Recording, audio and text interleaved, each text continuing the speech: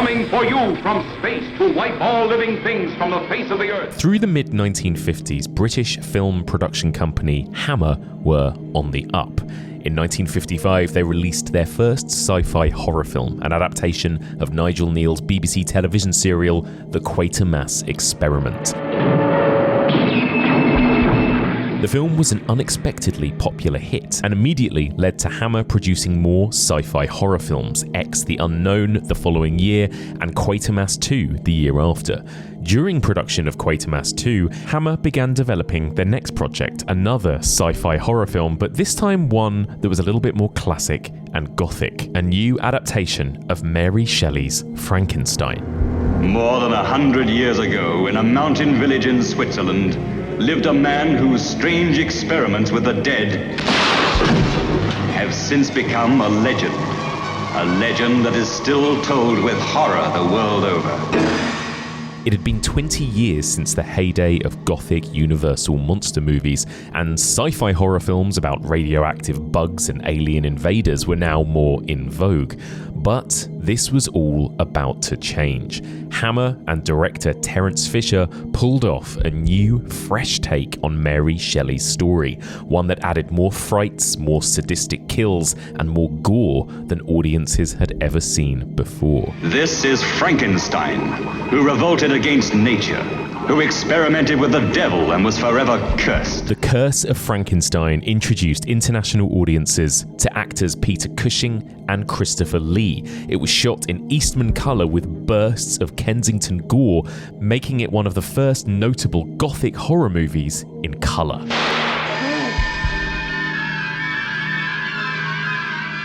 The rest is history. Thanks to the success of The Curse of Frankenstein, Hammer would continue to bring their signature, sumptuous, blood-drenched style to classic monsters, and for the next 20 years would dominate the market for British Gothic horror. Look out, Professor, look out!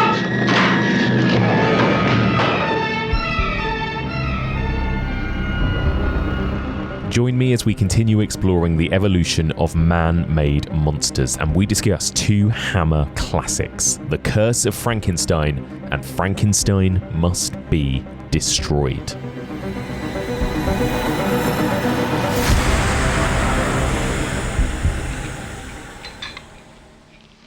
Pass the marmalade, will you? This one.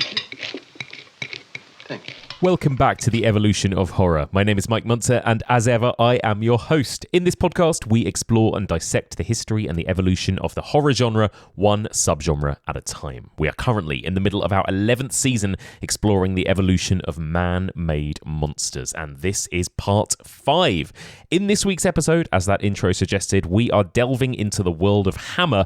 We continue exploring Frankenstein adaptations, and this week we're going to be talking about The Curse of Frankenstein from 1957, and then one of the Hammer Frankenstein sequels, that's Frankenstein Must Be Destroyed from 1969. Both of these will be spoilerific discussions. Give both movies a watch before you listen to our conversation. So, joining me to discuss these two Hammer bangers, I've got a returning guest with me. She is a filmmaker, a director. She is also a massive fan of classic gothic vintage horror movies. She was here last year discussing Creature from the Black Lagoon with me, and she's back. A big welcome to Axelle Carolyn. Hello, Axelle. Hey, it's been a while. How you doing? It's been a while. Yeah, I'm good.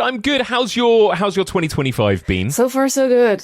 You know, I feel like there's like two spheres. There's the world out there, and then there's what happens to you personally. Right. And the world out there seems to be on fire. Yeah, quite literally. Quite literally when it comes to LA. And personally, like, life seems good. So you're kind of like, I think things are good. That's good. I think we're still okay. So that's good. That's great to hear. And you've been busy. You've been directing some episodes of the new Star Trek series, right? I have, yeah. I've been very lucky. I did a TV show for Netflix earlier this year that is coming out next year. And then I went straight from that to an episode of Star Trek Strange New Worlds, which was one of the coolest things I've ever worked on. I'm a big Star Trek fan, and I got into Star Trek kind of via the scarier stuff that they've done with like the Borg and everything. So it's not inappropriate for a horror podcast. Yeah. But the fact that, I don't know, I watched Picard a couple of years ago, and then I called my agents and I was like, I know that I mostly do horror, but if I ever get the chance to be on Star Trek, I would love that. And and then they ended up calling me late last year and saying, you know what, we have a Star Trek episode for you. That is very cool. I imagine it must be quite cool to step onto a Star Trek set, right? Oh that my must be a pretty God, exciting yes. feeling. Yeah. Yes. Yeah. So I visited the stage because both jobs I was on were in Toronto. While I was on the first job, I stopped by the Star Trek set and I just wanted to come say hi and kind of see what the stage looked like and, introduce myself and to try to be very professional. Yes, this is, I'm talking about my ideas and as we're talking, we're walking towards the sets. And we walk onto the first set that we walked onto was one of the hallways of the Enterprise because Strange New World takes place on the Enterprise. Oh.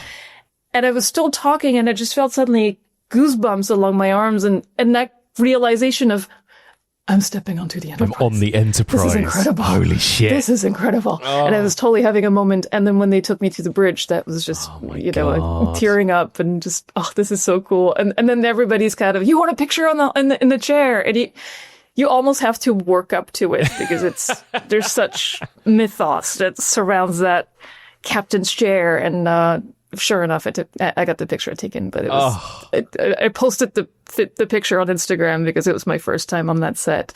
And you can see on my face, like my eyes are not even open. I'm just laughing.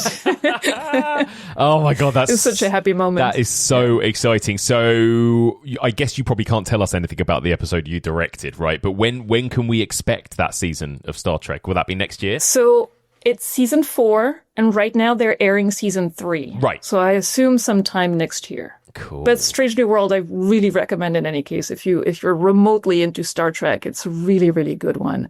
It really harkens back to the original series. Spock is in it. Kirk is in it. So it's kind of new ways of looking at those characters you've grown up loving. So it's very good. I love that. That's awesome. Well, I've never seen Strange New Worlds, but maybe this is a good excuse for me to dip into it, catch up on the first 3 seasons before we get to season 4, right? Awesome. Yeah, let me know what you think. Amazing. Well, speaking of sci-fi, Axelle, let me ask you a little bit about this subgenre that we're covering this series, and it is a kind of sci-fi horror blend. We're looking at the dangers of science and man-made monsters. What are your thoughts generally on that subgenre? Love it. Yeah. I'm not picky. I love it all. It's awesome. I know. I can't ever imagine you being like, yeah, I'm not a fan, to be honest, of any subgenre. Yeah. There's some I like less, and there's some that you covered, some subgenres that you covered where I'm like, I'm not sure I'm going to be that much into it. And then it always ends up being, I look at the list of movies you cover and always think, oh, wow, yes, that includes that as well. I love that. And I'm curious to see how wide you cast the net on this one. Is it going to cover things that are very much sci-fi, like Event Horizon, or like, those the late 90s sci-fi horror movies, which I love. Yeah. So I'm curious. Some of them we will be, absolutely. Like, I always like to try and cast quite a wide net. I think that's nice to keep it varied as well within a particular kind of category. But of course, like the classic of this subgenre, the kind of like 101 text really is Frankenstein, right? And obviously that's what we're going to be talking about today. That's what we've talked about for the last kind of 2 or 3 weeks as well. What's your kind of history with the story of Frankenstein, the original? Have you read the original novel and are you a fan of it? I have. I've read it several times over the course of my life. I read it very early so the way that I can't remember if we ever talked about that, but I grew up with a very strict dad who wouldn't let me watch a lot of stuff. I was allowed to watch 1 movie a week, and it always had to be something that he'd approved. And so it was definitely not horror. But I was fascinated by anything that was spooky and horror related. And what he did have was a collection of genre books that he read when he was younger. And they were hidden in kind of on the last floor of our house. And every once in a while, I would go upstairs and I would look at all the books. And there was like this musty section of classics and also weird ones with very cool, lurid covers from the 50s. And also, I brought them all. Actually, I have them here. So, because the covers are so cool. But he had Dracula and Frankenstein. So I read those when I was about 8 or 9 probably. And he had Edgar Allan Poe. And so that was all part of my very early education. And I remember liking Frankenstein quite a bit. And I reread it last year The one thing I'll say is that somehow it never sticks in my head. Right. It always seems to get confused with the movies, with the different adaptations. So I couldn't tell you, oh no, I know exactly what's different. I have a very strong recollection of the first time I read it, the description of the horror when he realizes what he's done. And the creature comes to life, and it's kind of that moment in the middle of the night, and he finally opens his eyes to the terror of what he's assembled and how ungainly and repulsive the creature is. And that really struck me at the time. And the fact that it was a student and it's someone who's supposed to be very young and he's cut away from his family. And like, there were many things that emotionally really struck me. Yeah, absolutely. I think that's interesting, actually. We talked about that a lot, how much of a kind of teen book it is in some ways, right? Like Frankenstein himself is quite young. It was written by Mary Shelley when she was 18. Mm-hmm. A lot of people read it as teenagers, and there is something quite kind of angsty about the book generally, I think. Angsty and goth about Frankenstein's creature. And of course, the thing that I think a lot of people sort of forget, because I think you're right, I think people get it mixed up with all of the films, and I think most movies, it's kind of like this with Dracula too, isn't it? And most movies actually seem to take from the universal Boris Karloff Frankenstein movie rather than Mary Shelley's novel, right? And so the creature is actually really different in the book. Like, the creature talks and is very eloquent and all of that. And we don't think of that anymore when we think of Frankenstein's creature. Right? We don't. And there's something cool about like a reflection on the act of creation as well that I think struck me very early. But I'm every time I watch an assembly. So when you work, when you're directing something, there's someone who assembles the dailies as you go. And when you're done shooting everything, you watch the assembly for the first time, like the rough cut. And the rough cut is always the moment where you feel exactly like Frankenstein looking at the monster. My God, what have I done? Because it just always looks like the worst version of what you've made. And every time I get an assembly, I think of Frankenstein. I'm always kind of, I love that. You're caught in the act of creating something, and suddenly you're faced with the reality of what you've made. That's right. Exactly. Yeah. And I think that's why this story has endured, right? Like, what is it about this story that has led to hundreds, right? I mean, maybe Dracula might be the only one that beats it in terms of how many stories have been readapted. We're getting a Guillermo del Toro version later this year of Frankenstein, right? What is it about this story that has led it to endure that much? It's a good question. I think there's as many interpretations of its appeal as there would be people interested in it, I suspect. It's like Dracula, you find in it a lot of, it's such a broad kind of, can be a metaphor for so many different things that I feel we're always going to find something that is personal in it. And I guess it's different from Dracula in that this is the consequence of your actions. This is the fuck around and find out kind of, text. Yes. You're going to, if you get carried away by obsession, there will be a price to pay. And I think that besides the metaphor for technology and for the modern world and the way that humanity in general is taking kind of cues and directions, it's also personally speaking, like what you put your mind to, what you set your mind to, what you spend your time on will have consequences as well. Does technology scare you in the modern world, Axelle? Like, how do you feel about AI and our growing dependence on technology, I suppose? I don't know if it scares me, but I don't like it. Yeah. And I never have. And I'm very much a book person. I still feel like for all the advances in technology, I can't be scared by anything in film that as well as in books. I've resisted getting a cell phone for so long. I've resisted getting an iPhone until 2014. I had the little Nokia that just sends text. Oh, wow. Oh my God, yes. And I had to have someone purchase it for me and force me to use it because I just didn't want one. I actually have a picture of a Christmas where my grandma got me my first cell phone, and you can see me holding the box, and I'm like, my face says, why on earth? Oh, wow. That's amazing. Yeah, I feel, that. And it creates dependency. It's the moment you get used to it, you get dependent on that. And I don't like that. And it's inconvenience that sucks a lot of your time, that I can't do without anymore. And when it comes to AI, there are tools about it that I feel are going to be very useful and going to be wonderful.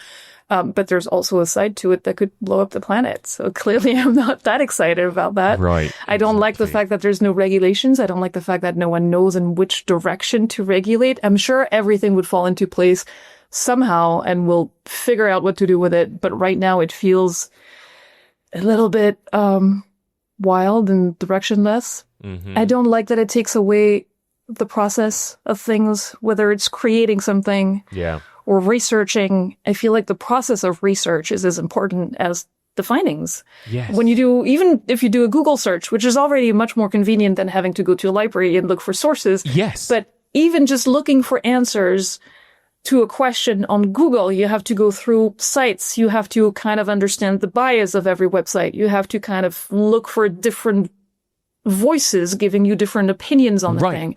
But then you have Google AI that gives you an answer that's pre-generated for you and does the job. And it's missing a lot of information.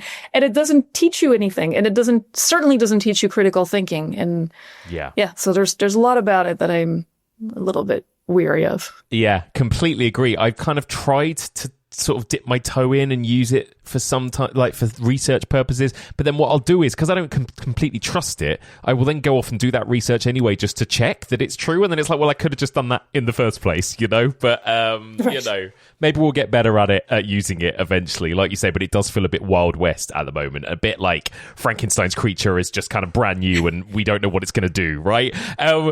What's your favourite? You know, obviously we're going to talk about the Hammer ones this week. Just putting aside Hammer for a moment, what are your thoughts on the other big Frankenstein adaptations? What about the James Whale, Boris Karloff movies? I'm guessing you're a fan of those. Well, I obviously love those ones. Yeah. Yes, I do. I love the first three. Even Son of Frankenstein is pretty good, I feel. Yeah. Bride is obviously the best. Oh. But I love all the different incarnations in Universal. I think it's the Glenn Strange version, the Bela Lugosi version, which looks goofy as hell, and you can totally see why he wasn't in the Karloff movies. But I think they're very beautiful, charming, striking, take a completely different approach. Those are definitely very high amongst my favorites. I was thinking also, if you count Edward Scissorhands as a Frankenstein movie, that would be very high on my ranking. Yep. Reanimator is kind of a Frankenstein thing too. Yeah, and course. That was a big defining movie for me. That was the one that made me go, making movies looks so fun. Frankenweenie is kind of awesome. Oh yeah, you're a big so you're a Tim Burton fan by the sound. I am. Yes, I'm an early Tim Burton fan for sure. Yeah. Poor Things recently was great. Oh my god, I agree. What about the because this one seems quite divisive. What about the Kenneth Branagh 90s one? I knew you were going to bring that one up. I don't like it. I haven't seen it in a while. I remember it being too style over substance, which is a strange thing to say for a Frankenstein movie, because it's not like the story is, regenerating itself. But there was something about it that just felt too theatrical. Obviously, Bram Stoker's Dracula, the Coppola one, is very theatrical and plays on all the tropes of the Gothic, but seems to be doing it with an awareness and a touch, an artistic touch that I don't find in the Kenneth Branagh one so much. But, I get that. How are you feeling about the upcoming Del Toro one? I'm excited to see it. Perhaps controversially, I feel like he is at his best when he's working with more limited budgets. Yeah, I would agree with that. Yeah. Aesthetically speaking and emotionally speaking, Devil's Backbone Del Toro, to me, is much, much more powerful than Crimson Peak Del Toro. Completely. And this feels like it's in the Crimson Peak vein, so it does. Cautiously optimistic, but we'll see. But he's a genius. So he is a genius. In any case, I will absolutely be there to see it, but I completely agree with you. Pan's Labyrinth and Devil's Backbone, Del Toro is my Del Toro for sure. Yeah. Amazing. All right, well, let's talk. We're going to talk about 2 Hammer Frankenstein movies this week. I can't wait to hear your thoughts on these. So let's start with, of course, the original Curse of Frankenstein from 1957. Wicked, insane, evil. Call Frankenstein what you will. A demon had made a man-made monster, and now the monster was the master. Oh, what are you going to do? For your sake and to protect Elizabeth, I've so far kept silent. But now I shall go to the authorities and have them destroy that creature. And see that you pay for these atrocities. No!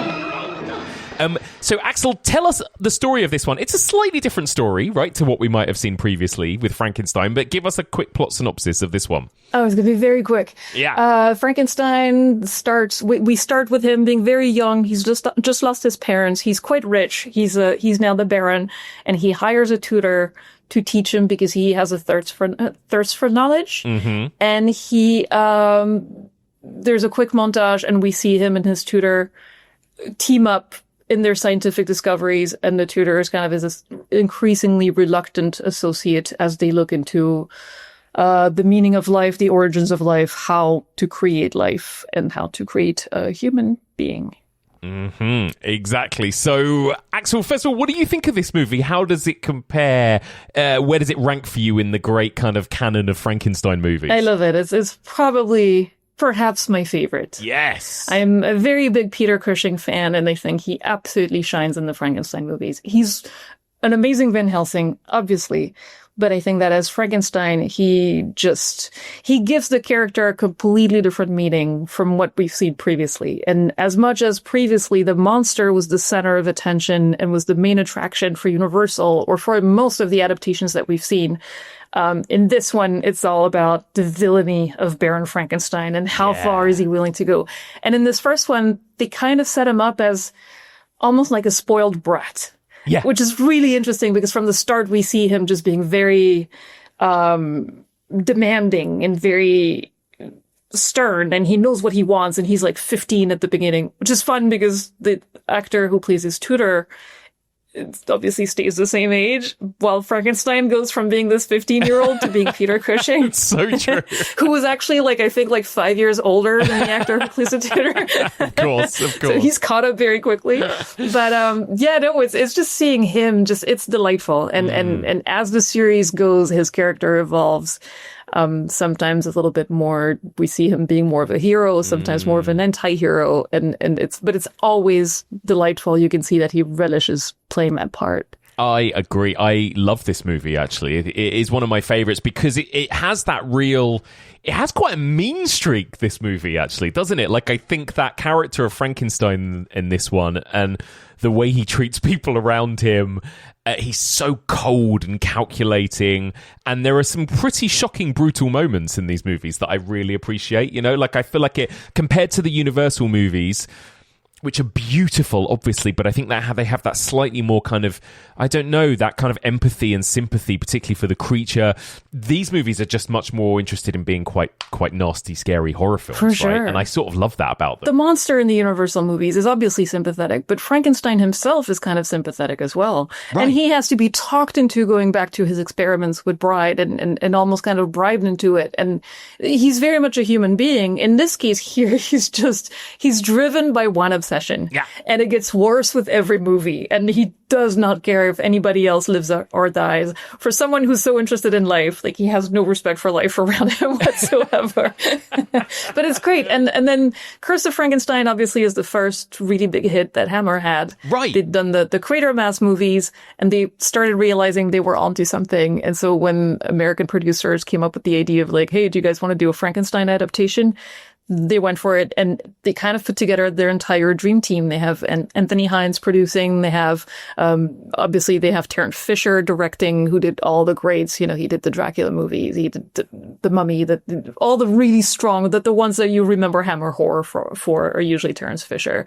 You have Jack Asher as the DP, who is definitely the MVP in this movie, I feel. Yeah. And then you have Jimmy Sangster as the screenwriter. So it really is the Hammer kind of core team coming together, making something special. And they do it for a tiny budget, and somehow it looks amazing. The sets are beautiful. The color and the cinematography are incredible. That was the big selling point. Mm-hmm. And the funny thing is, from what I read, when they were approached by those American producers with the idea of doing Frankenstein, their idea was to do a quickie, black and white, possibly get Karloff on board. Right. And so very, very different project from what Hammer ended up doing, which against their directions, they wanted to make it very American. Hammer casts the most quintessentially English actor to be the lead. And they made this beautiful production and made a huge selling point out of the fact that this story you've seen, you're now going to see it in color. Right. Exactly. And obviously it's famous for that, right? It's famous for being one of the earliest Gothic horrors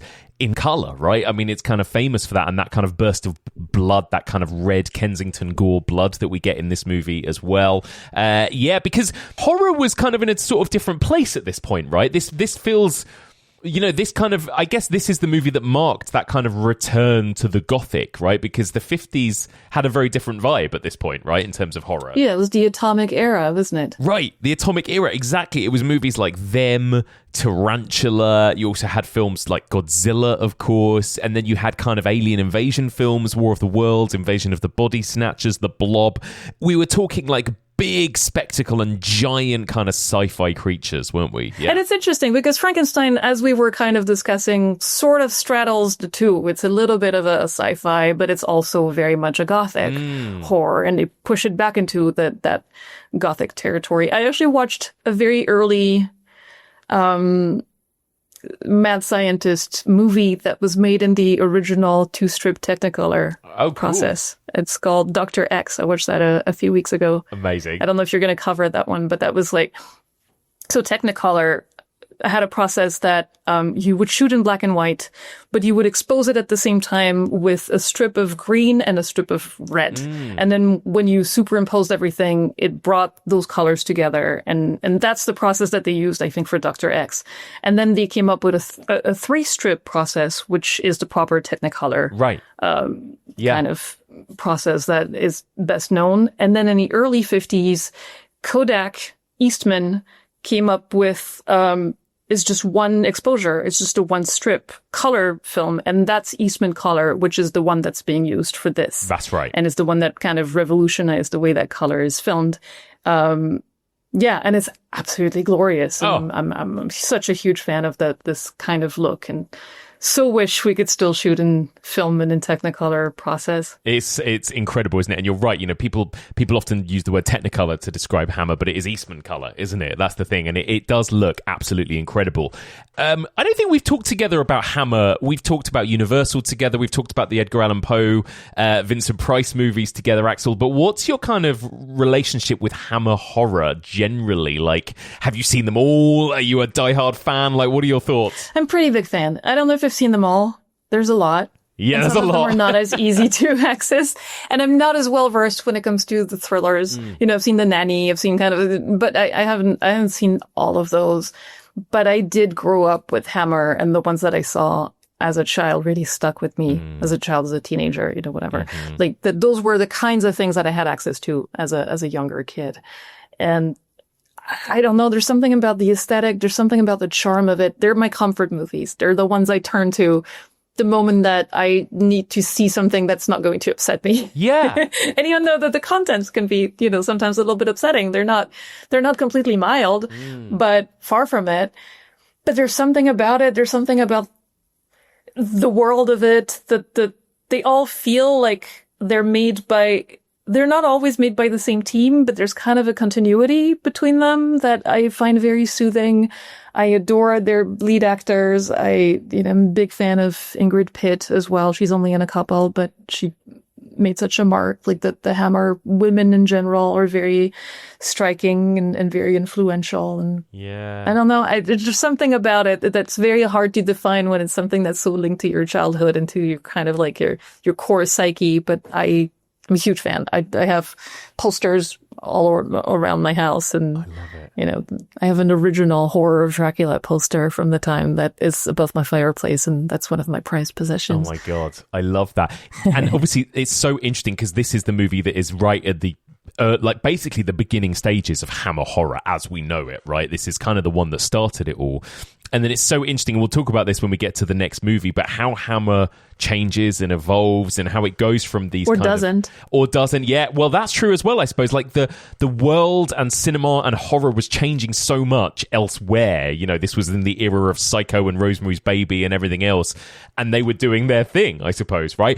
I think it is interesting, though, when you go to the 70s Hammer horrors and you get the lesbian vampire movies and Dracula AD 72 and you can see how they are beginning to try and change, right, and evolve and everything. Like, do you have a kind of favorite movie or a favorite kind of era of Hammer? Yeah, I definitely prefer the earlier ones. And I know that there's been a big revival for the later ones, at the kind of more wild, and the ones after the X certificate was introduced and changed the way that Hammer made their movies. But I have a fondness for the earlier ones for sure. That's kind of my, the Gorgon, the Mummy.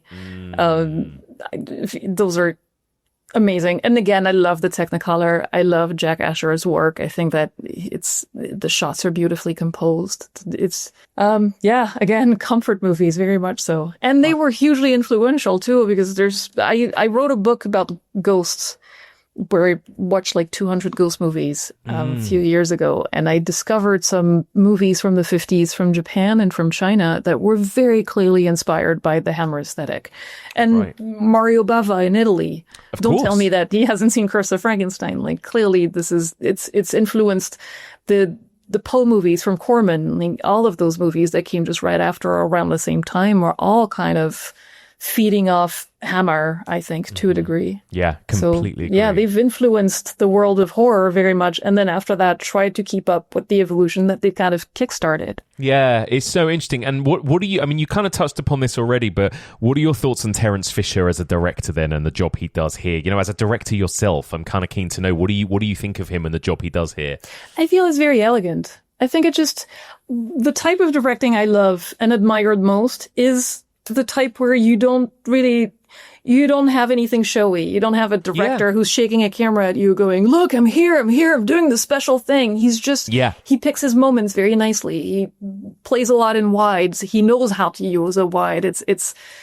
I think that Dracula is a better example for that. But even in Frankenstein, the way that he, the reveal of Frankenstein, the reveal of the monster, for example, is so good. With there's that little camera push that's undercranked, so you have that kind of a jittery motion when he removes his bandage and he reveals his face, and just that motion makes it so much more jarring. I think that if you just had the music and the close-up, it wouldn't have been as cool as just that kind of like, no. Yeah, it's so true. It's simple, but it's masterful, and there's so little of that. He really keeps it for the right opportunities, and then there's some wide shots. There's that wide shot of the monster kind of stumbling, and he's about to get shot, and he comes out of the woods, and he doesn't really go for the close-up until it's needed, and just like playing it in the wide with that creature who looks like a puppet and is moving like little, like a little marionette. It's so cool. It's very elegant, very simple and elegant. I agree. I love that. I love that. I think that's part of what makes it feel like quite a comfort watch, actually, isn't it? Like, I watched these two movies back to back on a Sunday afternoon, and that kind of felt perfect, and I love that it's quite, like you say, the directing isn't really in your face, and I love that he uses lots of wides, and you just watch these actors move around almost like they're moving around a stage sometimes, but in a really kind of beautiful way. And then, like you say, every now and then those bursts of close-ups or camera movements or bursts of gore, and of course the incredible score as well by James Bernard as well, who, like, again, for sure, not a subtle score, right, but incredible as well. Yeah, he was the master of shock. He was very good at that very bombastic kind of underscoring of every single thing that could be disturbing. But like, the sets are incredible too, and this is made on a tiny budget again, and they really know how to use that and to create that lab that's just incredible, and with all those weird instruments and colors, and and what's really interesting to me is that if you think that your selling point is the color, you're going to say, come watch a horror movie in color. For Dracula, you get it. The blood's going to be red. But for Frankenstein, it's not that gory a movie. No. It really isn't. And it doesn't rely very much on the effects. And the things that it does in close-up, it usually does, like, there's the eye of a goat that you see in super tight close-up at one point, which was cut out of the theatrical version, I think. Oh, was it? The EFC wouldn't stand for it. But it's little things like that. And it's things like, you see him, I think this is when he's cutting off the head at the beginning. You don't see what he's doing, but then he like kind of casually wipes his hand on the lapels of his coat. Yeah. And then there's blood there. And that's the thing that makes it, that kind of is so much more powerful than if you'd seen the close-up of Totally. Of what he's doing. I think the colours are gorgeous in this, actually. Like you say, there's relatively little blood, although the blood was considered quite shocking for audiences at the time, I think. But but the color of the coats that characters characters are wearing, a lot of like primary colors in this as well, which I love. And like the lab with the potions with the kind of greens and reds and blues and everything as well. Like, I love that they really make use of color in all elements of the set and costumes in this as well. So it really pops off the screen, I think, in that regard. It really does. It really does. And they know when they have effects that don't really stand out. Like there's the hangman who's lying down and they mention that the eyes have been pecked and the camera moves very quickly past it. Like you can just kind of glimpse the head and then we move past. And it's so much more powerful than if you had a close up on a dummy head that doesn't look very convincing. So, and I know that at the time, obviously the BBFC was very much a pain in the butt for horror movies. Yeah. But what they did was they would send the scripts ahead of time to BBFC, and the BBFC would say, okay, this scene, make sure you don't linger on that, or that scene will be completely unacceptable. Or so they knew ahead of time what was going to be an issue and what not to show. And then they would sometimes push the envelope and sometimes they, But the real horror really is the corruption of the main character, of Frankenstein. It's not so much the flesh and the blood and it's seeing him being pushed to extremes to get what he wants. Totally. And actually, this is the thing that really differentiates this Hammer series from the Universal, right? Is that these movies aren't about the monster. They aren't about the Boris Karloff type creature. These are films, and this first movie is about Baron Frankenstein, right? And we don't see the creature until way into the movie, and this is very much Peter Cushing's movie, right? It begins with Peter Cushing in jail, and he's going to tell his story, right, about what happened to him. What do you think, by the way, of that choice of kind of having a wraparound story in that way? I think it's fun. I think it's a later choice. It's a later addition. From what I remember reading, the producers who approached Hammer had a script that was already written. And by the way, those are the two guys who ended up creating Amicus. Oh, yeah, that's right. So Hammer's big competitor later on, like 10 years later. And they had a script, but the script was about 50 minutes, 50 pages. So they had to build on that. So they gave the script to Jimmy Sangster to kind of come up with ways of making it a little bit longer without changing the budget. And I don't think he felt too beholden to that script. He kind of came up with his own thing. But he said that everything he had to come up with had to be interiors, had to be kind of contained. And so that was a great way of adding a little bit of screen time while keeping it very much interiors, very simple cell, like not a lot of new characters introduced. Yeah. And it's fun. It's interesting that he confesses to the murder of so many people, well, of the professor, for example, while he's trying to exonerate himself and get released. That's so true. I sort of forget that what we're seeing is him telling us what happened, right? I sort of forget that. Because, and I guess that does link to the book. The book, of course, is kind of all told with letters, but then people telling stories to the guy that's writing the letter in the Arctic, and so it's a lot of kind of stories within stories within stories, and eyewitness accounts and that kind of thing. So I guess it kind of fits in that regard. But I love that way that this story is so much more contained. Obviously, again, Frankenstein, the original novel, is kind of all over the place. We're in Geneva and across Europe, and there's a part in London, there's a part in Orkney in Scotland, and the Arctic again. And I love that everything is basically contained to one house in this movie. I think it really works, actually. I like that kind of intimate setting that we get in this version. Yeah, same. And what a house, too. What a house. Incredible. So Peter Cushing, you've already mentioned he's one of your faves, right? This was a bit of a breakthrough for him, I think, in terms of film. I think he had done a bit of TV and that kind of thing at this point. But what do you think of him here in Curse of Frankenstein? I think he was quite well known, but he was known for BBC TV shows. That's right. Mostly. Yeah. So he was... Yeah. And I believe that he had some incursion into horror, probably, but it was all through TV. This was his big reveal into the world of horror, for sure. He's just so...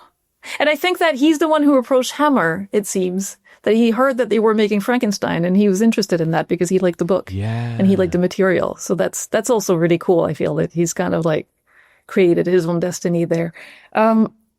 He's just so dedicated. He takes it so seriously. He's so precise in his acting. There's nothing camp about what he's doing. No. There's nothing that makes it feel like he's just making a schlocky horror movie. No. He is, for all intents and purposes, he's doing Shakespeare. Right. But he's doing it, and it's not outrageous. It doesn't feel like he's doing too much. And he was very well known for his use of props. So he was very much like, he liked the business. He'd like to know what he was going to be holding, what he's going to be, am I going to be cleaning my glasses? Am I going to be like, and it makes it feel very, naturalistic. And when he does look directly at a character, he does it out of choice. And it's always very, it's not just like by default, we're looking at each other because we're talking to each other. It's very much like this is going to be pointed. And I think he's fascinating. And I don't know why, it just feels like I'm like watching my granddad or something. Yeah. It's very comforting. It's very, I love him as Sherlock Holmes. I love him. He's just so good. He's just so good.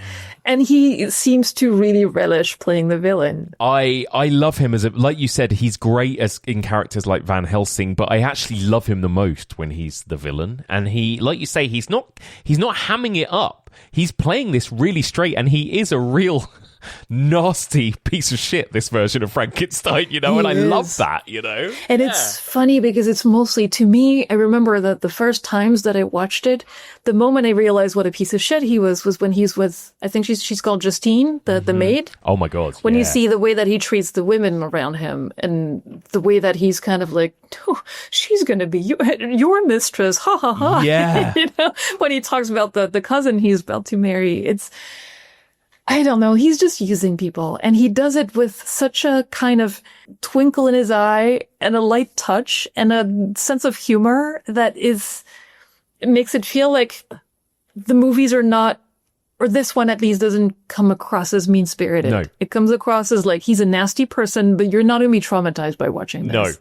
No. It's a very interesting portrayal. I love that it doesn't really let Frankenstein off the hook in the way that actually, in some ways, Mary Shelley's novel does a little bit, and actually the Universal films do a little bit as well. They do, what starts as this quite maniacal guy in the Universal one and yelling it's alive and now I know what it feels like to be God. Then he actually becomes sort of the more sympathetic hero character as the films go on, right? And I love that they don't let him off the hook here. Like, no, this guy is doing something he should not be doing. This is hubris, this is madness, right? And Peter Cushing just plays that so well. Well, he never has a moment of contemplation. There's never a moment where he takes a break and goes like, what the hell am I doing? Right.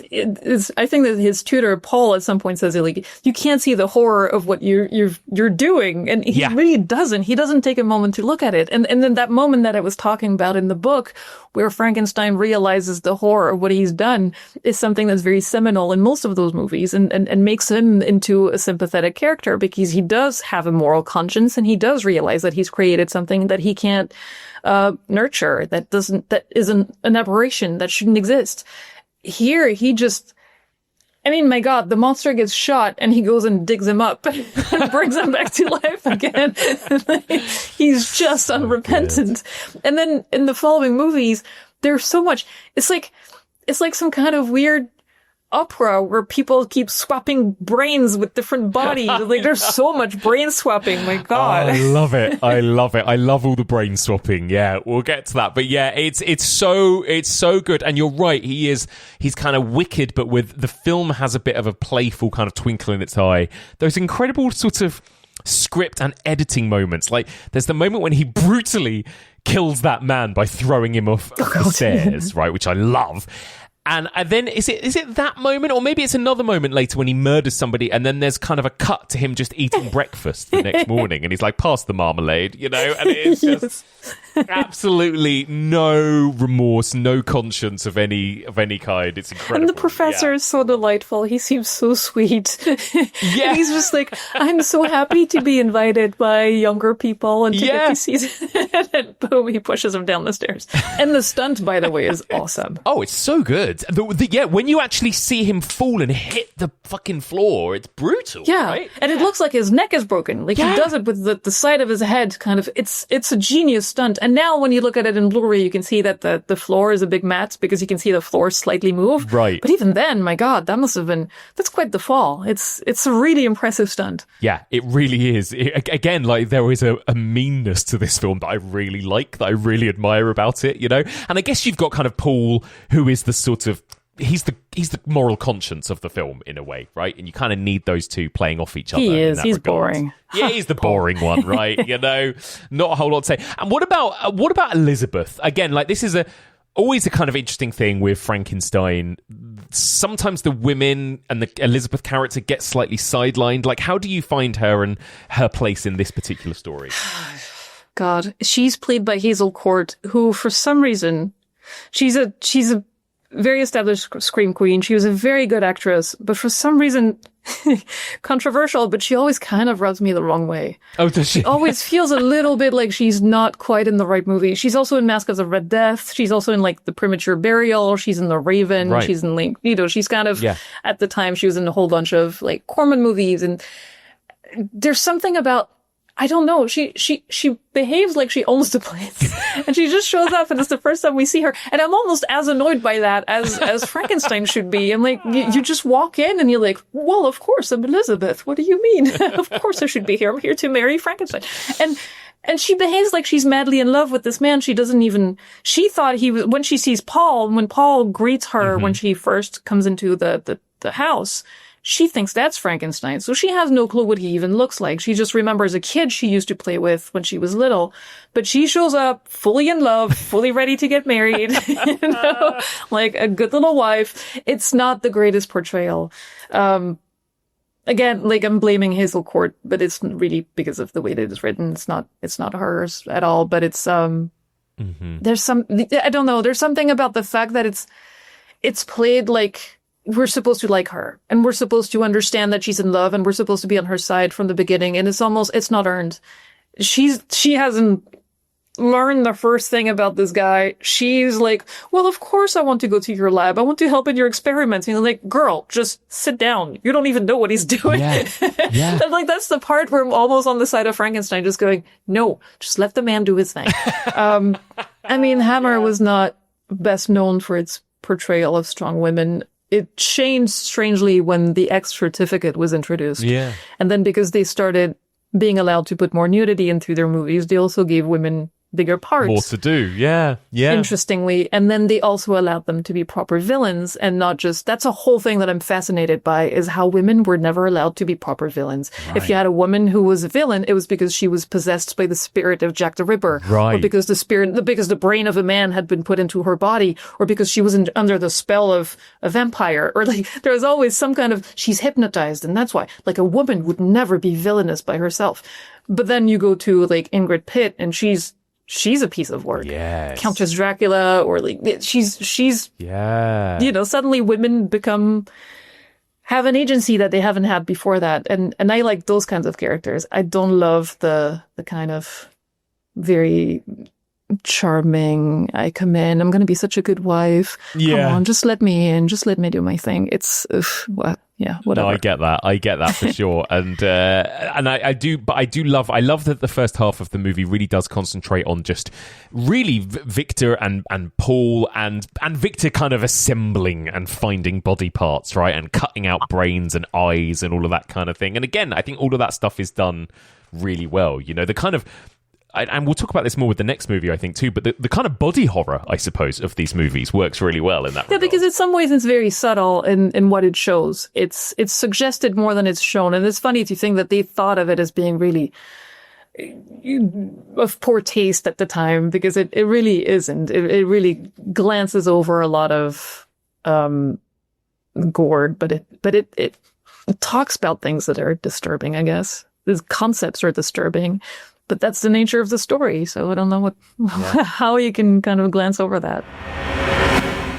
This week's episode is sponsored fortuitously by Hammer Films. Hammer got in touch when they found out that we were covering Curse of Frankenstein this week to plug the latest in a beautiful series of 4K physical media restorations that they are releasing. And the latest one that they've announced is The Curse of Frankenstein. I'm just looking at the box set right now, and oh my god, it is beautiful. This is a 6-disc 4K UHD and Blu-ray set in collaboration with the Warner Archive Collection. This set features 3 presentations of the film, combined with exclusive documentaries, expert commentaries, rare archival material, a feature-length archive documentary, deluxe printed extras, posters, postcards. This is the definitive edition of a horror classic. If you order direct from Hammer Films, you will also get exclusive pre-order gifts. The first 30 orders will receive Hammer's limited edition quad poster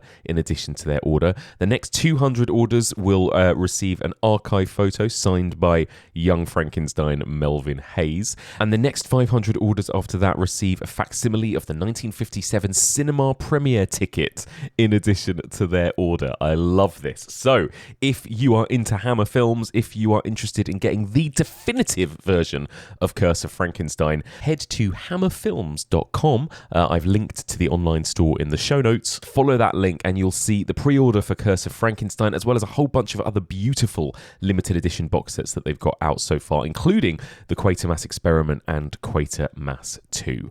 One more time, a huge thank you to this week's sponsor. That's Hammer Films. So eventually we do get the reveal of the creature, right? And like you've discussed, we get that incredible reveal shot Terence Fisher gives us.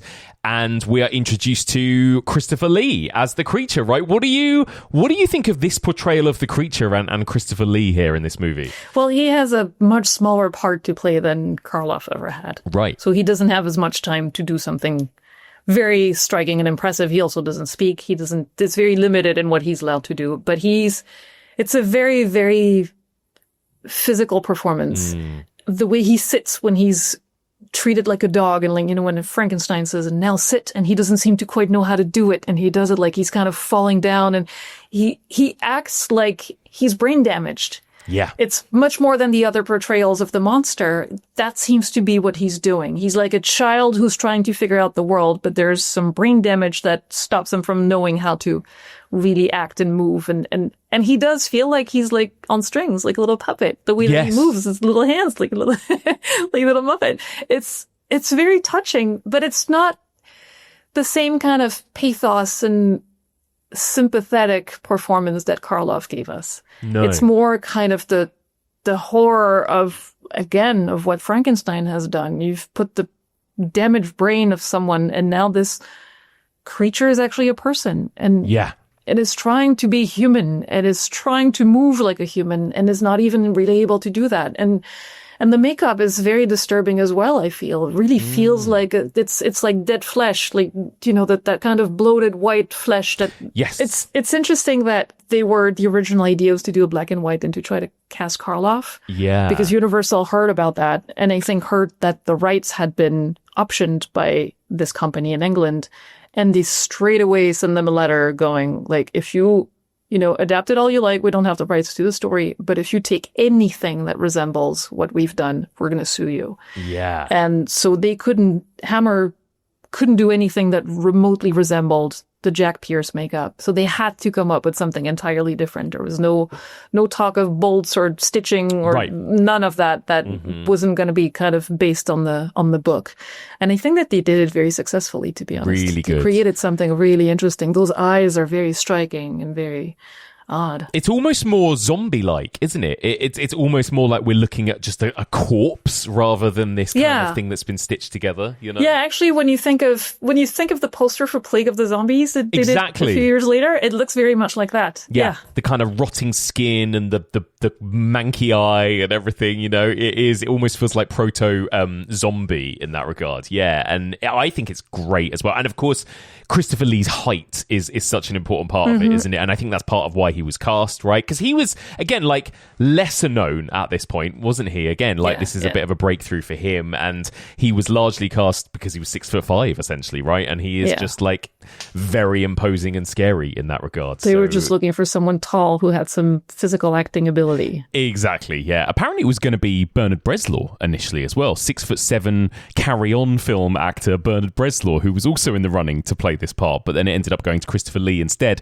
So interesting to think how different things could have turned out if Christopher Lee hadn't been cast in this, of course, because he would then, off the back of this and then Dracula, become Christopher Lee, right, who played opposite Peter Cushing in all of these classics. So it's amazing, actually, how at this point he was just cast because he was this tall, scary-looking guy. And he is scary-looking in this, I think, you know? And do we really think that he's a menace? I'm not sure, but there's something really pathetic about him that, again, kind of highlights the villainy of its creator, that makes it, again, it's all about Frankenstein. It's not so much I don't feel like we're supposed to be repulsed by the monster. I'm not sure we're supposed to be scared of it. Clearly he is supposed to be dangerous, but not menacing. I think you're right. I think that's the difference, right? Yeah, and dangerous unwittingly. Yeah. Because he doesn't know his own strength and he doesn't have full control of his body. But he's not a killer. He's not, you can't imagine that even if he'd lived much longer, you can't imagine that he would have turned villainous. He just doesn't have enough brain activity for that. Totally. But I think it does. There is horror there and there is fear in that creature. I think this is what I love about this movie, is that it really kind of leans into the scariness of this story more than the universal. And I think, yeah, you're right. I think obviously he's not the real menace in this film. Victor Frankenstein is, but something about Christopher Lee stumbling out of the woods there that is quite uncanny and creepy in the way that he moves and the way that he looks. And we have that amazing burst of violence when he's shot in the eye, of course, which is such an iconic moment and was legendarily quite shocking for audiences at the time. And very simple gag, too. He just had a little bit of blood in his hand that he applied to his eye. Perfect. And I think he said that he was shocked by how painful it was to have that blood inside the contact. Yeah. God. It is. I mean, this is the thing. It works. All of those kind of old school tricks and the old school ways of filmmaking in this movie come together really well, I think, don't they? Well, there you go. And then how do you find the way that it again, it always makes me laugh because, like, 90% of Hammer films seem to end in a fire, right? Like, usually it means, like, burn the set down, roll credits, Burn it down and then hang someone. Yeah, I love it. I mean, it's great. It works, right? And again, these movies kind of short and sweet. They get in, they get out, I love it. And it ends with kind of like, well, he gets his comeuppance, but at the same time, it feels very dark. And it's again, very kind of suggested. And it's wow, it ends with this guy we've just been following just getting hung. It's It's pretty, that's true. Yeah, the incredible kind of pan to the sort of gallows, right, outside. It's so good. I love it. It's so dark. And he loses his shit too. It's the first time that we see him actually not be in control of what he's of his emotions. Yeah, absolutely. So the film obviously was a massive success, right? I mean, this is the thing. The rest is kind of history. It was made for about around £60,000 at the time, and it made millions. And I guess this is it, right? This is, because of this, we have Hammer horror as we know it, right? We get Dracula, I think, the following year, right? And then, like you say, The Mummy and all of the other Gothic classics that came out in the subsequent years. What a time to be alive. What a time. Oh my God. I always think, imagine 1960, like you get the Gothics, you get stuff like the Edgar Allan Poe films, the Hammer films, you get stuff like Eyes Without a Face coming from France, you get Psycho and Peeping Tom, you get Black Sunday from Italy, right? It's like, what an amazing time. It's perhaps my favorite time in horror. Yeah. It's probably the time I would have loved to make movies.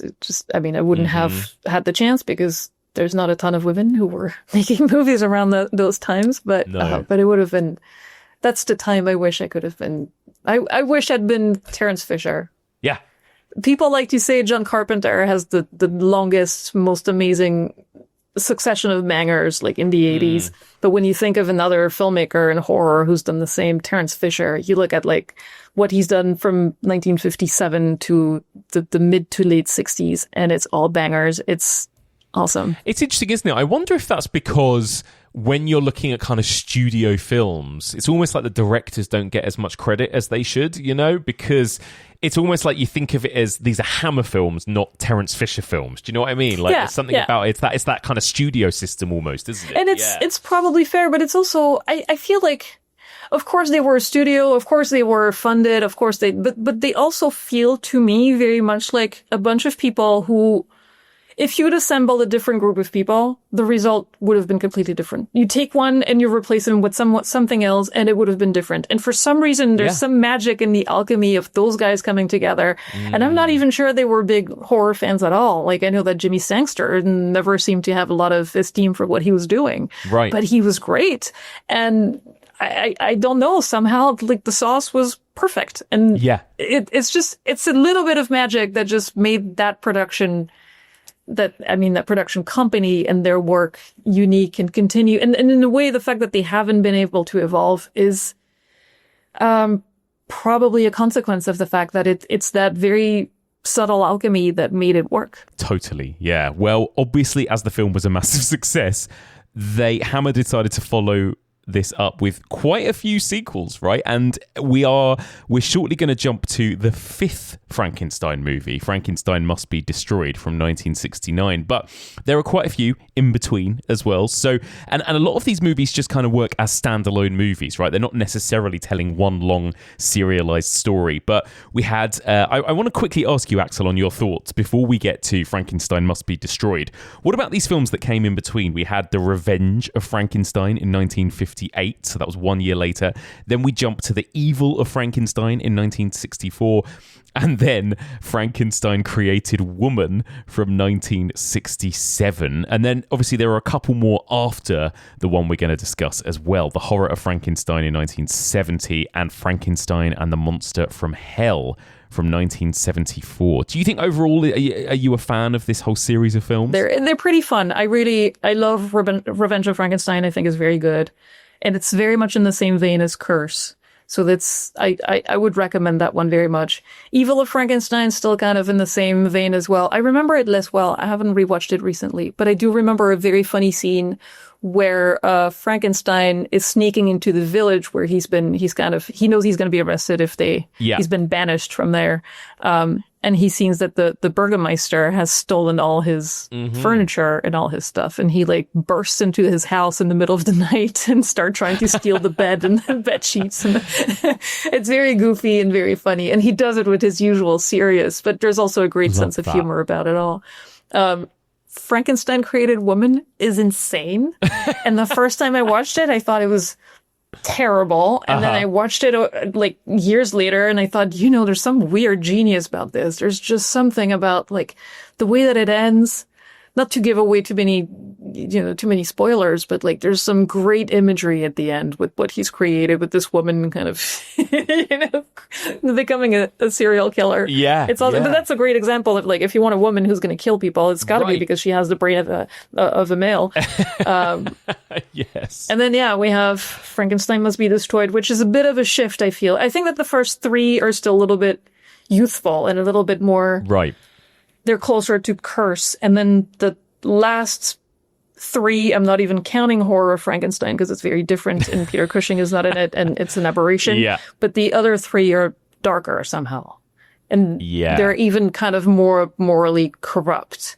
And Frankenstein and the Monster from Hell I remember that being very demented.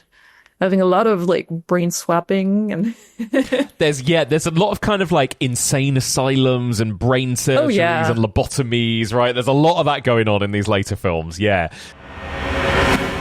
This episode is sponsored by Prop Store. Chances are, if you guys are listening to this podcast, you are, like me, a massive movie nerd. If you've ever dreamed of owning something from your favourite film or TV show, now is your chance, because Prop Store have got a massive live-streamed auction happening from the 4th to the 6th of September from Los Angeles, where you can bid on props and memorabilia from your favourite movies, including, oh my god, the animatronic Billy puppet with a remote control from Saw 3, the Necronomicon from Evil Dead 2, Ghostface's actual knife, like his prop knife from Scream 2, this is brilliant, the Tunneler puppet from Puppet Master The Littlest Reich, I want it, and, oh my god, a life-size Queen Xenomorph from Aliens. I want that in my house. Phenomenal. I've just mentioned a few there from scrolling on the website, but there are over 1,000 pieces that you can bid on in this auction. So the auction is happening from the 4th to the 6th of September in Los Angeles,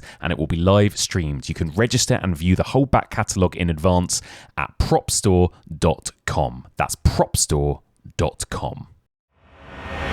So, and I asked, friends, and I asked audiences and listeners too, what other Hammer film would you like to hear discussed alongside Curse? And it was almost unanimously Frankenstein Must Be Destroyed. So this is a favourite for a lot of people, I think. So yeah, let's talk about it. Let's get into Frankenstein. So Frankenstein Must Be Destroyed from 1969.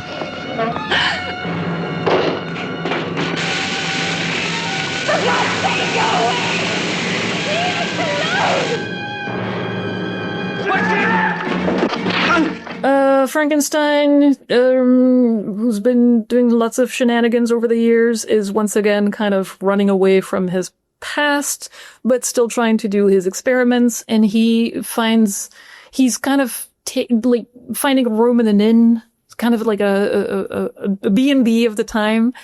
And overhears that a professor, he used to be an associate of Professor Brand, is now in an insane asylum. And this guy has the secrets to how to preserve a brain for a transplant, because they were both working once upon a time on transplanting brains, which, as we know, they both managed to do, but only Brand managed to preserve the brain for a certain amount of time outside of a body. So he wants the secrets of this guy, and he overhears that he's in an insane asylum, and he blackmails this young couple to help him break Professor Brand out of jail and then transplant the brain of Brand into a healthier body to try to get him to make him sane somehow, because he figures if he's in a different body, he's going to be sane, and to get his secrets. Yeah. I think that's a fair description of... I'm sorry, I know a lot of your guests come in and they have an amazing synopsis that's very elaborate, and I kind of make it up as I go along, and it's not very clear, but same. I mean, don't worry. I thought that was great. I'm terrible at it. That's why I always ask the other person to do it for me. But no, that was perfect. It is such a bonkers story, this one. What do you think of it, Axelle? How does it compare to the other Hammer Frankenstein films for you? I think it's fun. I think it's very controversial in some ways, but I think it's fun. I love seeing Peter Cushing being a villain. Yeah. And he's never as villainous as he is in this movie, in ways that are, as I'm sure we'll discuss, pretty controversial at times. Right. But it's a little bit on the longer side. I was surprised when I rewatched it, because I remember it being kind of zipping by and being really fun. And now I feel like, now that you know where it's heading, it's kind of, okay, let's get on with it. But it's almost not at all about a monster. It really is about the shenanigans of Frankenstein trying to get what he wants. And he's doing it not caring about anyone in the world. Like, he will exploit everyone. But he also does it. There's some great fun scenes that I'm excited to discuss. There's a scene towards the beginning, for example, where when he overhears those people in the inn talking about, like, the research of this man who's in this insane asylum, and he was an associate of this other degenerate and his terrible works, this Baron Frankenstein, and he kind of, we watch it in a close up on his face with those guys in the back talking their shit, and we see him just listen, like, we know he's going to say something because he just seems so annoyed by it. And he turns and he says, "I wasn't aware you were all doctors." And they say, "Oh, we're not doctors." And he says, Oh, I thought you knew what you were talking about. And honestly, he's such sass in that scene. It's incredible. So funny. And then they're like, I don't like your tone. And they're like, well, sorry, stupidity brings the worst out of me. It's incredible. And then he says something, I can't remember what he says exactly. I'm going to murder this joke, but he says something about, if it wasn't for science, you'd all be eating your dinner in caves right now. And then he basically calls them all cavemen, right? It's something along the lines of, like, you'd be eating meat off the bone and wiping the grease, that's it, from your fingers onto the skin that you're wearing. And then he's like, come to think of it, your lapels seem a bit greasy. And then he says, "Good day, gentlemen." That's so good. It's so good. And he does it with he's such a wonderful, it's such a great scene. It is such a good scene. And I think this is what's really interesting about it. Because again, I think when you think Frankenstein movies, you think it's going to be the monster rampaging around. And we talked about how it's quite a while before we meet Christopher Lee's monster in the first movie. And in this one, it's even longer, right? It's like you say, it's not really about that. It is much more about this immoral mad scientist more than it is what he actually creates, I suppose. And that scene is really interesting when you think of it, because you are completely on board with Frankenstein. Yeah. You feel like standing up and applauding at the end of that scene. And you see him as the hero. You kind of want him to succeed, but he is also absolutely villainous and disgusting in this movie. So it really plays with your emotions. Like, do you want him to succeed? Do you want him to fail? Why are you supporting a man whose every decision is so contrary to our values and our morals? And it plays with the sense of justice and morals of the audience, I feel. I think so. So we're 12 years on from the movie we just previously talked about. Hammer have obviously had this incredible decade of hits at this point. Do you see a change at all when it comes to this movie, when it comes to Terence Fisher's direction, the performances, the style of filmmaking? Like, has much changed and evolved for you, would you say? It's definitely darker. It's darker thematically. It's darker in the portrayal of Frankenstein. And it's even the cinematography, I think, has changed quite a bit. And it's not Jack Asher anymore. It's the other DP who did quite a few Hammer titles. It's Arthur Grant. Right. But I think that his style is much more grounded. Jack Asher always tended to make things look very beautiful. And again, lots of wides, lots of really clever use of splashes of color. And there's a little bit of this at the beginning, like in the lab, there's still, the little green bottles, and he plays a little bit with that, but his approach is much more grounded and darker and less contrasted. And, I don't personally, it feels very real world in a way, which feels less comforting and feels less like that kind of movie you want to watch every Sunday afternoon. Yeah. But it works with the times, with the evolution of what horror has become, I suppose, and with the tone of the movie in general. And then there's scenes that play much more in close-ups. Yeah. Cut much faster. And I think that's also due to the nature of what they're doing, where they're trying to not show a lot of what's going on. Mm-hmm. Again, there's that one famous scene, I'm sure we'll discuss, that is filmed in the way that's very different from anything we would have seen in Curse of Frankenstein. Yeah. And then the look is different also because it's set in London. It's not set in some kind of Bohemia, as they call it. Yeah, you're right. Mitte-Europe and all of that kind of stuff. It is much more... Mm-hmm. There is almost when it starts, there's almost a kind of Jack the Ripper vibe, like the sort of the streets at night, and there's a decapitation right at the beginning, right, as well. And it almost is set up like it's going to be a bit more of a, which I suppose it is in a way, a kind of mad psychopath or a kind of serial killer movie or something like that, The beginning feels like it's going to be a slasher. Right, yeah. Because he even wears a mask at the beginning. Frankenstein wears a mask and is stalking someone. It very much feels like it might be the beginning of some kind of proto-slasher. Yeah. Which is fun, knowing that it's 1969, so it would have been very, very early in that style. But yeah, and then it kind of drops that tone. It does. I have a favorite scene when it comes to tone. I have a favorite scene in the movie. It is probably the mains bursting. Oh, it's so good. It's such a perfect encapsulation of what this movie is, I feel. It's so they've been burying the bodies in the backyard of this inn where he's been doing his experiments, and one of the main pipes burst and there's water everywhere, and the young lady, Anna, who owns the inn and is now, against her will, an accomplice of Frankenstein, sees a hand come out of the grounds and kind of flop about in the water. And there's someone coming in, like this woman who wants to come and help. And it's the horror of seeing, oh my God, all those bodies are about to burst out of the ground and go floating everywhere in the neighborhood. And she's almost feeling faint. And then she has to organize getting that fixed while making sure that the neighbors don't realize what's going on. And Frankenstein just happens to kind of stroll outside, look at things, wince a little bit or kind of like raise an eyebrow, see that it's handled and move on. It's very dark. It's kind of stressful. It's very funny at the same time. Yeah, I agree. That scene really stands out. It's a really great visual image as well of that pipe bursting, and Anna, this poor character of Anna, who is just treated horrendously throughout the film and is like absolutely on the brink of sheer insanity at this point.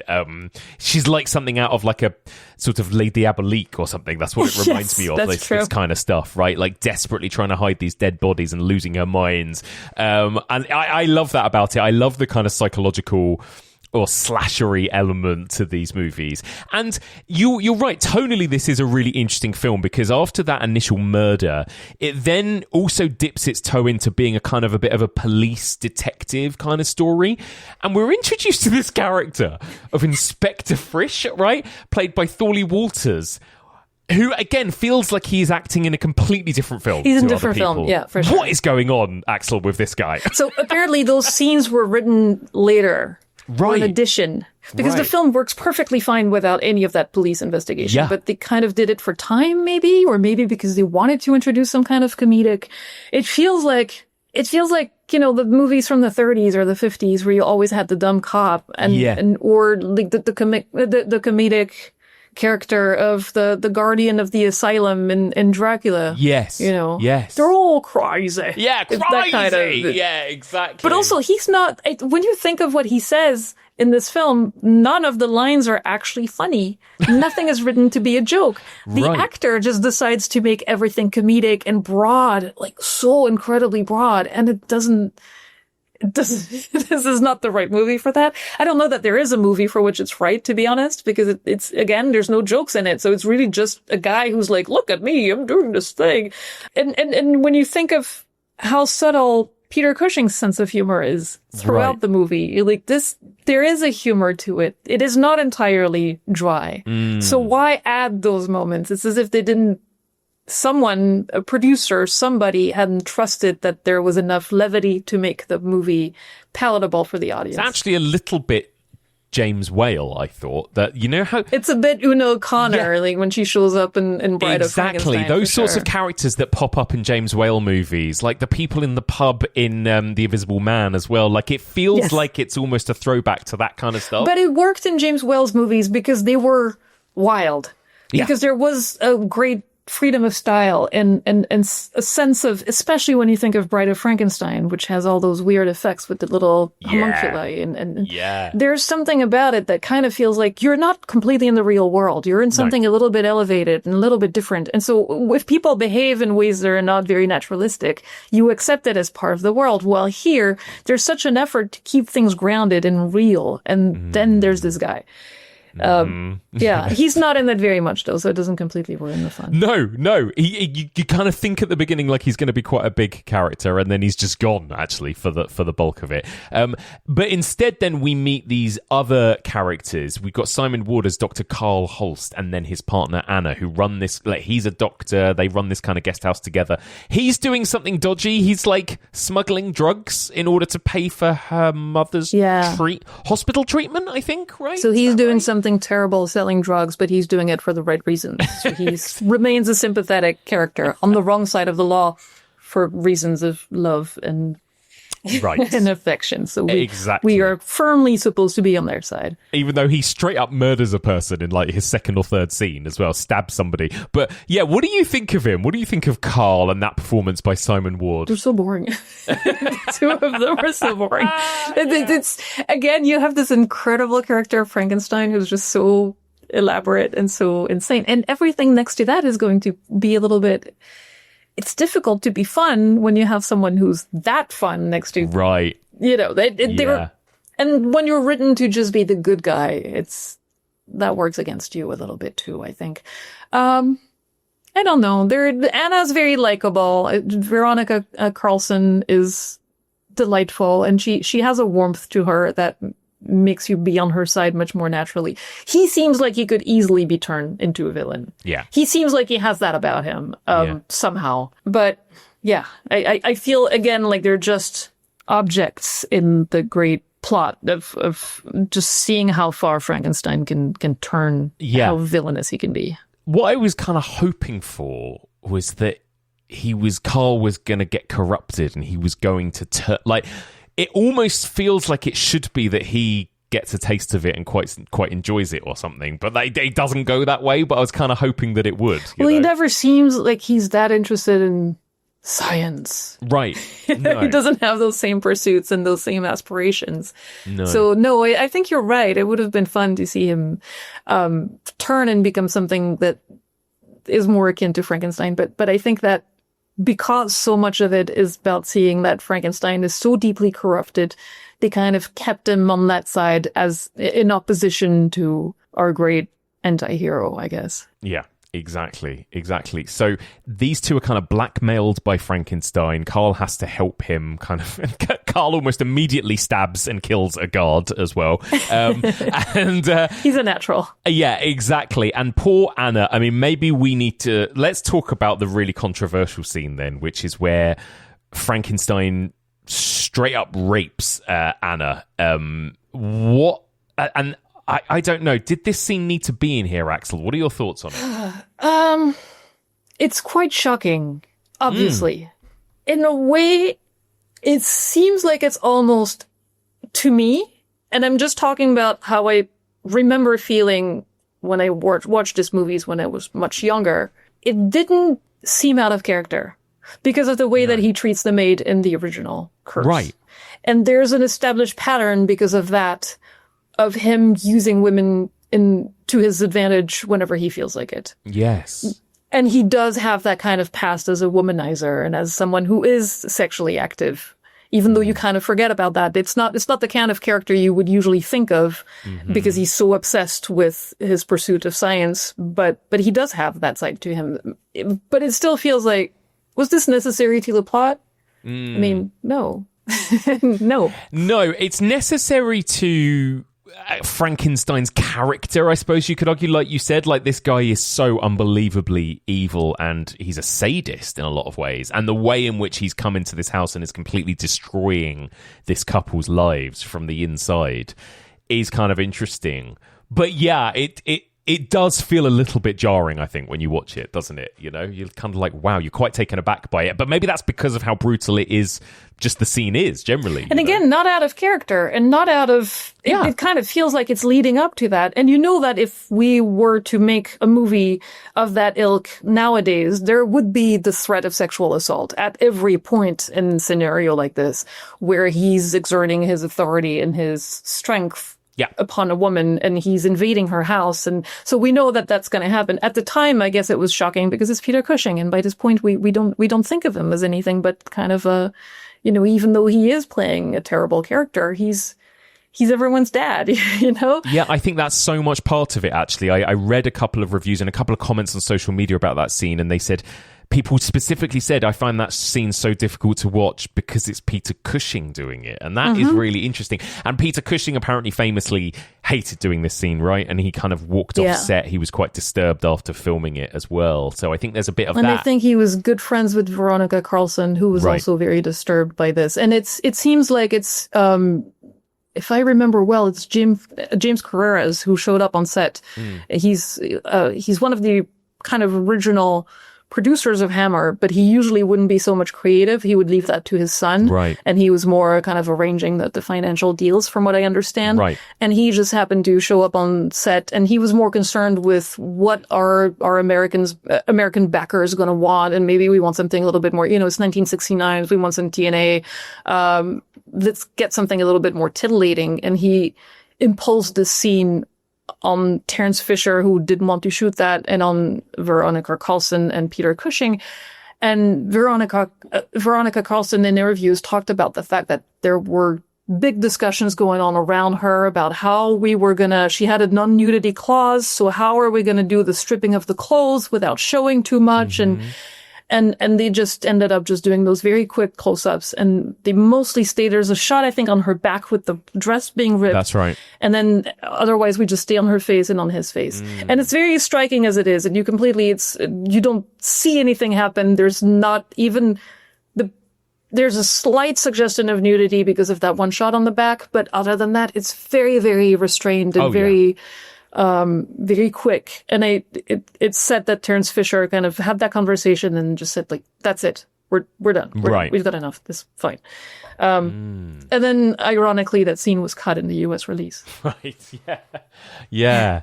God, it's crazy, but it is, I think it's interesting, and people have, very strong reactions to it one way or the other in terms of, does it even belong in this film, I suppose. But I think it definitely adds to the overall vibe that this is just such a dark, again, mean-spirited, gritty movie, right? And it really is. I think it does belong there. I think, again, it does work with the character, and it does work with it really adds to the personal horror of what this woman specifically is going through and the invasion of her home. And it reminds us that the movie is not just about Frankenstein. It's about what's going on with this victim as well. I would kind of defend that scene. Yeah.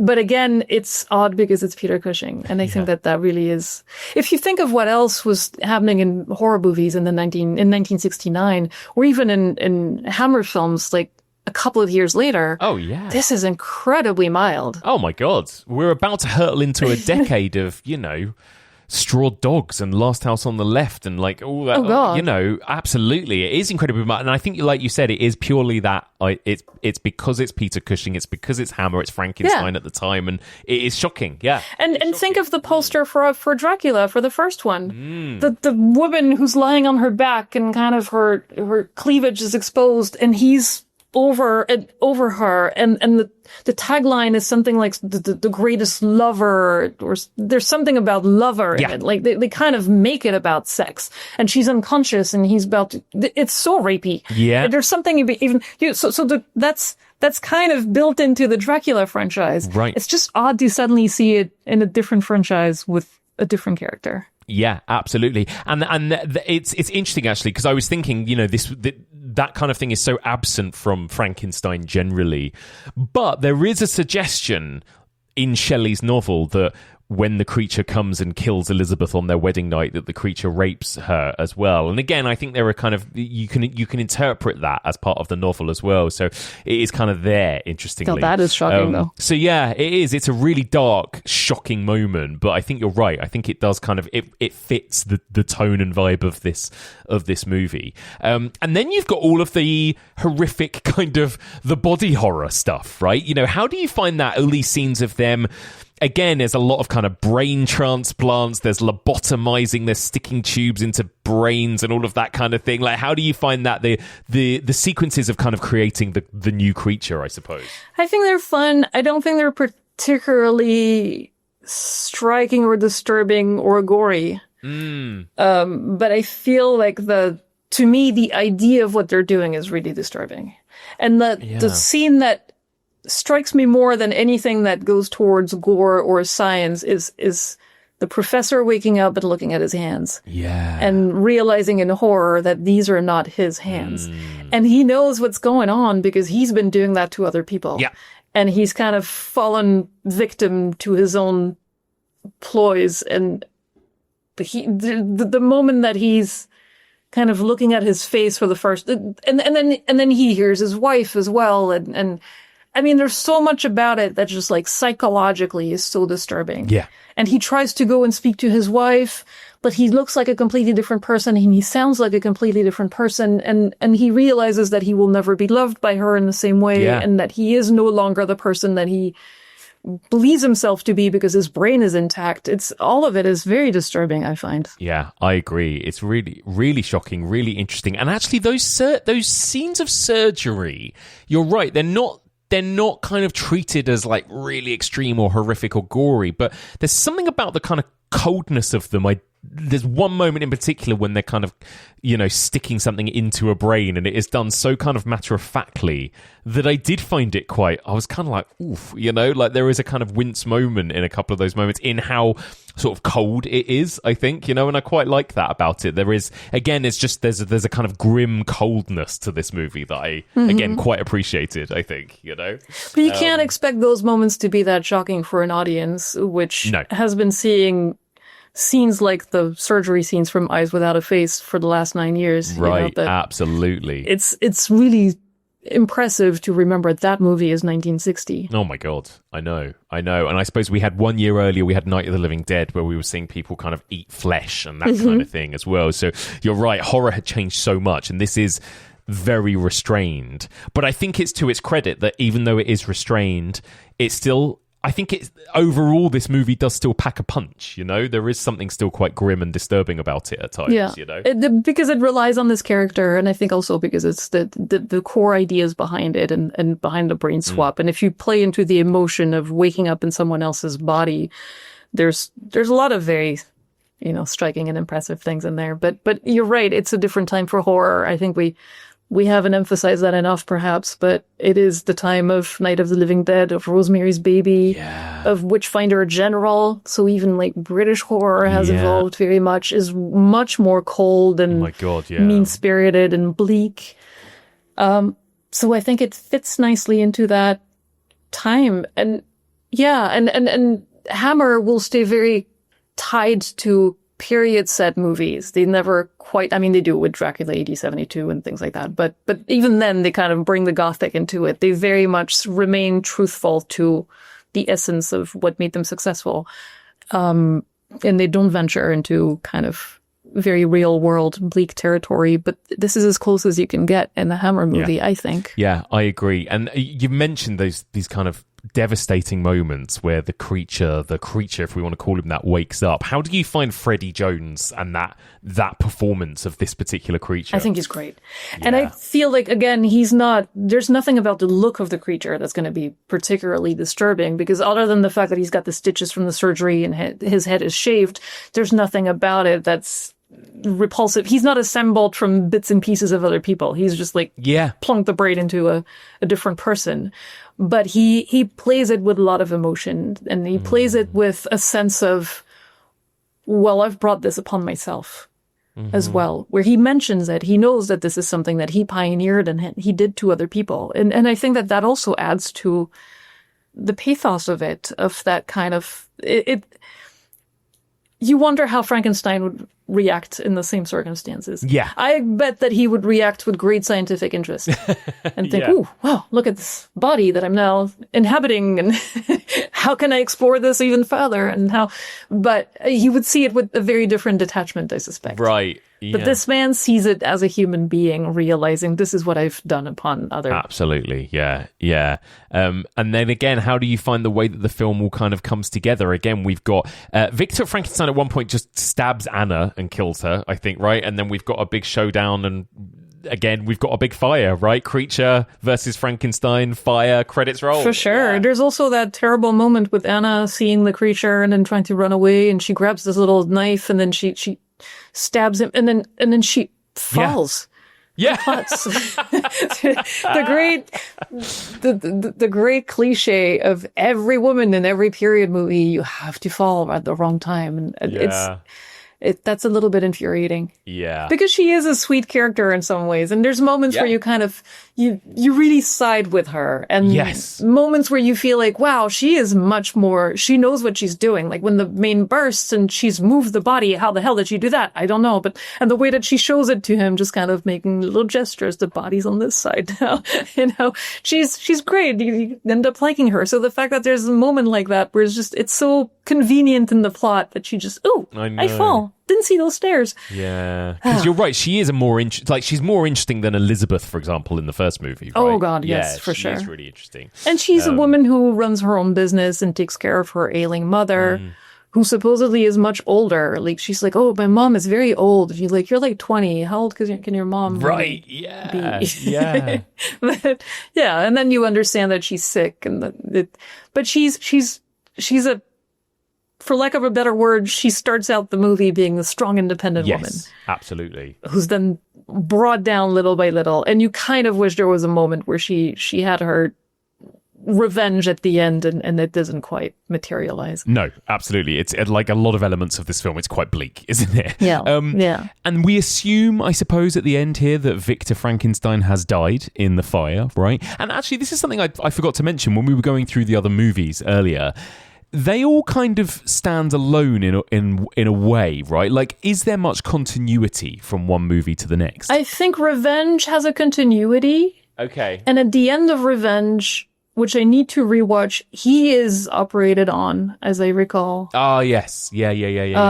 And then there's a continuity in that, like, he's been banished from the town, or he is now working under a different name, or there's always something like that. It's not quite like he's brought back to life so much, but there's definitely, like, Revenge definitely explains how he's coming back from the end of Curse, for sure. Yeah, so there you go. Anything else you want to mention on either of these two movies before we wrap up? I don't think so. I have a deep aversion to bandaged faces. Oh, really? I feel like that's an image that I find really, really disturbing. And I think that comes from the Twilight Zone, seeing the Twilight Zone, Eye of the Beholder, when I was little. Oh, yeah. Which I thought was hugely disturbing, and remember seeing that very young, and because they played the Twilight Zone in the middle of Wednesday afternoon cartoons. Yeah.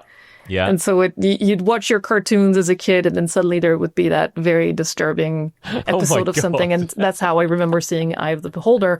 And so that image of the bandaged face, for some reason, has always been very traumatic to me. And this franchise plays on that so much. Yeah. And then this movie plays on that so much too, because he's bandaged for so much of it. Yes. The monster towards the end. And it's always that idea of the reveal of I remove the bandages and what do I look like? My God, I'm someone else. It's right, yeah. I think that I'm probably, like, very much the target audience for this because of that kind of specific fear of mine. I love that. Well, there you go. Well, Axelle, thank you so much for this. We've kind of touched upon this a little bit already, but let me just ask you one more time. What is your favourite Frankenstein adaptation? Do you have, like, an ultimate? Is it one of these? Is it Curse of Frankenstein, or is it something else? It's probably Curse. Yeah. Yeah. It is. That is a banger, isn't it? That? I love that. Well, thank you, Axelle. And my final question for you, I guess, like, if it might be the same answer, but what's your favourite in this kind of whole in this whole subgenre, I suppose, in terms of mad science movies? I usually say that my favorite movie is David Cronenberg's The Fly. Oh, perfect. So I think that would probably have to be that one. Yeah. In some ways, if it's I can the have ultimate. special mentions, it's so good. And that's the one that I've revisited the most over the entire course of my life. And every single time I've found different meaning in that movie. Yeah. And it speaks to me personally in different ways every time I watch it. But I love Herbert West as well. Yeah. It's a very special place in my heart, for sure. Yeah. Eyes Without a Face is a big favorite. Oh. And then Evil Scientists, Bond villains. Oh, interesting. I like that. Yeah. Like Moonraker and, Are you a Bond fan then? Oh, yeah. Oh, I love that. I am. Yes. Excellent. Incredible. There you go. Oh, I love that. Well, Axelle, thank you so much. It's been such a pleasure to have you back. And again, just remind people where they can find you online and if you've got anything coming up that people should keep an eye out for. So I'm on Instagram at Axelle Carolyn. There might be a dash in between. I can't remember. But Axelle Carolyn, there's not a ton of them. And I have a Netflix show called Something Very Bad Is Going to Happen coming out next year. Don't have a date yet, but it'll probably be in the first half of next year, I suppose. And then sometime next year, a Star Trek Strange New Worlds episode. So exciting. Which I'm very excited about. This is good. So we've got a year to catch up and watch the first 3 seasons, basically, in time for season 4. Incredible. Yes. I love that. Axelle, thank you so much for your time. Thank you. It's always so fun. And that's it for this week. Thank you all so much for listening. And one more time, a huge thank you to my brilliant guest, Axelle Carolyn. So, let me know what you thought of this week's films, the Hammer Frankenstein films. I love those movies, particularly that first one. That kind of scary, mean, violent feel to those movies really brought something new. Really enjoyed rewatching them. But let me know your thoughts. Drop me an email, evolutionofhorror@gmail.com. You can also find us on all the socials, of course. Evolution of Horror is on Instagram and Facebook. I, Mike Munzer, am on Blue Sky.